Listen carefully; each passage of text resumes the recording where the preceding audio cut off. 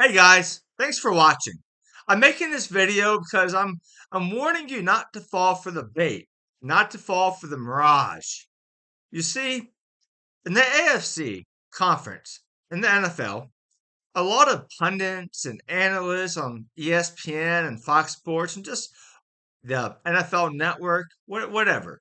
So many people claimed how tough the AFC West was going to be last year. And yes, they ended up having the team that won the Super Bowl. However, the AFC West ended up not being nearly as good as people thought. On the other hand, the AFC North was, I think, pretty by a pretty wide margin, the best division in football in the AFC. Now, in football, I'd go with the NFC East. But anyway, you can't really predict before the season what team's going to be the best. I mean, what division's going to be the best. But I'm just sending out a warning because the, the AFC North is hard hitting. It is tough. There's a difference in the AFC North games. I think a big reason for that is the Steelers and the Ravens. Those two organizations, they are very good organizations. The organizations that, although the Ravens do have Lamar Jackson, who is a great quarterback, they are organizations that win by team building, not necessarily by having a great quarterback, even though, like I said, the Ravens do have a great quarterback now. But Trent Dilfer wasn't a great quarterback when they won the Super Bowl. Anyway, people are saying how the AFC East is the best division in football. Well, really? You really think the AFC East is the best division in football? Well, who's the fixture? Who is like the Steelers or the Ravens who each year they bring it in the AFC East? Well, it's the Patriots, right? And the Patriots are having a down year. The Patriots might not even finish 500 this year. It wouldn't surprise me if the Patriots were 3 games under 500. I don't think it would surprise a lot of people if the Patriots were 3 or 4 games under 500. So if that's your best organization, it doesn't really count. So let's see. AFC East. You had the Bills. I know some people say the Dolphins, but let's say the Bills. The Bills compared to the Bengals. Well, obviously the Bengals are a better team than the Bills. Now, I like how the Bills added Kincaid. I think he's going to add, but I think for Bills fans, I think one thing that is going to hurt you is Diggs' relationship with Allen. Now, that can be reconciled. I mean, a lot of people thought Lamar was done in Baltimore, and he actually ended up signing a huge contract. I think Kincaid's going to do well. I'm not sure if he's going to be taking touches away from Diggs, though. And Dalton Knox wasn't that bad. So, anyway, Von Miller, he was out during the playoff game last year, but he's also another year older. So I think the Bengals have a clear advantage against the Bills. Burrow is better than Allen. I don't think if you go by the NFL executives, the NFL GMs, and they had a fantasy draft, they could draft whatever quarterback they wanted. Well, Mahomes would go first for most people.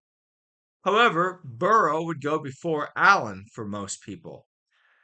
And yeah, the Bills have a good wide receiving crew, but I mean, they have Diggs and they have good tight ends, but guys, it's not like having Chase, Higgins, and Boyd. Even Irwin is a good player for the Bengals. I think the Bengals are, top to bottom. Their linebackers, their offensive line now. I think they're a step above the Bills. Well, I think the Baltimore Ravens are definitely a step above the Dolphins. Now, the Dolphins, their strength is secondary. The Ravens, their strength is secondary too. Dolphins, everyone says the Dolphins has great receivers. Waddle's not that great so far. I mean, he's a second year player. He was in the same draft as Chase. And Chase, I think, is significantly better than Waddle is. Now, Tyreek Hill is the cheetah. He's very good. But that Baltimore defense is mean. And do you really trust Tua making it through a whole season? I don't. I think Dolphins. I like their coach, but they just don't have that ruthlessness that Baltimore has. So I had the Bengals over the Bills. I had the Ravens over the Dolphins. So I guess the next pick would be the Steelers. The Steelers compared to the Jets. Now, I think the Steelers quarterback, his second year quarterback, is going to make an improvement. I think that this is almost a wash. I'll have to go with the Jets just because the Jets have a solid roster. The Jets have a solid defense, and they have Aaron Rodgers. Now, I think Aaron Rodgers is going to take a step back. I don't think he's going to be that much better than the Steelers quarterback. Well, he'll be better. Okay, he'll be a step better, but he's not going to be 3 steps better. I think Pickett might be a B level player, and Aaron Rodgers maybe a B plus. So not that big of a difference. I think the Steelers overall probably are. I mean, T.J. Watt will be the best guy on the field, I believe, but I'd still go with the Jets. I get that. So now we have the Patriots compared to the Browns. Guys, just put this into perception. Just think about this for a second. If you're projecting your team's conference divisions going into the season, and the worst team in your division has probably one of the better rosters, top to bottom in the division. If the worst team in the division has Deshaun Watson as your quarterback, that's saying something. The Browns had the capability of making the playoffs this year. Browns had the capability of winning the division. I don't think the Patriots do in their division. I think the Patriots and the Browns, I think the Browns are better. They got a better quarterback.